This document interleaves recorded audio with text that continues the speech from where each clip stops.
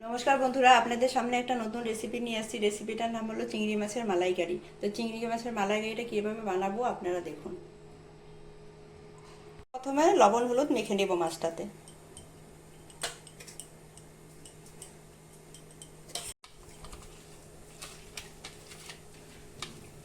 কড়াই গরম হয়ে গেছে, সরষের তেল দিয়ে দেবো।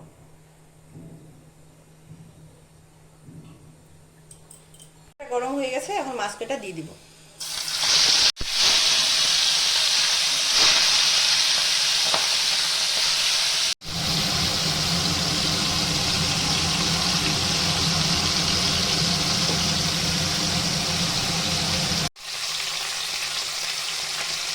মাছটা আমার ভাজা হয়ে গেছে, আমি সব নামিয়ে দেবো।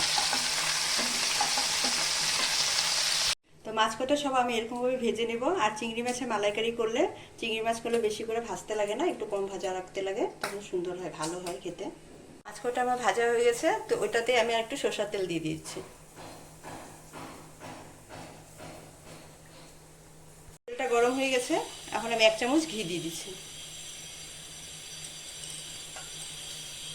ফোড়নে তেজপাতা, গোটা গরম মশলা, একটা মিডিয়াম সাইজের পেঁয়াজ বেটে নিয়েছি, এটা দিয়ে দিব।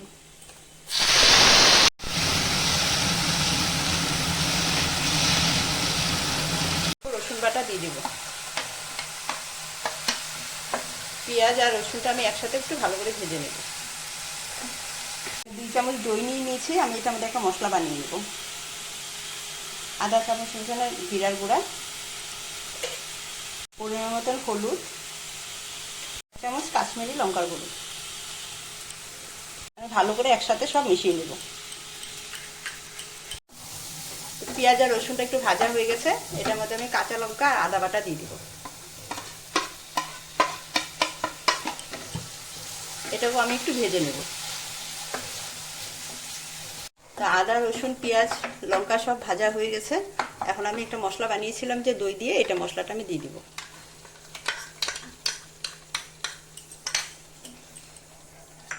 এখন এটা আমি ভালো করে একটু ভেজে নেব। স্বাদ মতো লবণ দিয়ে দিব। ছোট ছোট করে নারকেল কেটে নিয়েছি, আমি এখন এটা মিক্সিতে পেস্ট করে নেব। নারকেলটা আমি পেস্ট করে নিয়েছি, এখন আমি এটা থেকে দুধ বের করে নেব।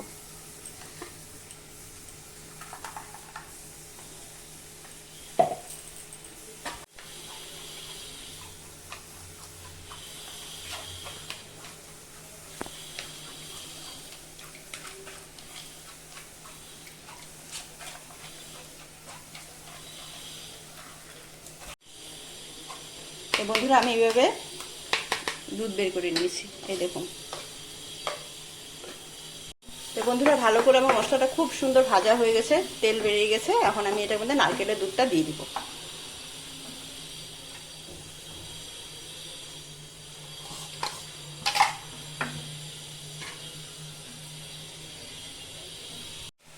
তো অল্প একটু চিনি দিয়ে দিব। তো ঝোলটা ফুটে গেছে, আমি এখন মাছটা দিয়ে দিব।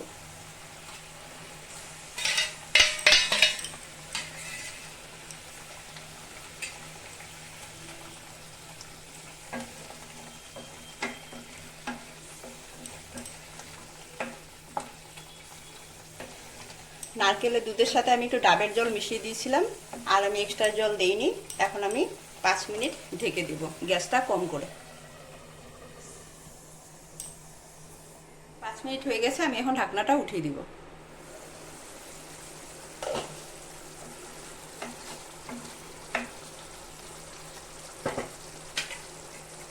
অল্প গরম মশলা পাউডার দিয়ে দিব।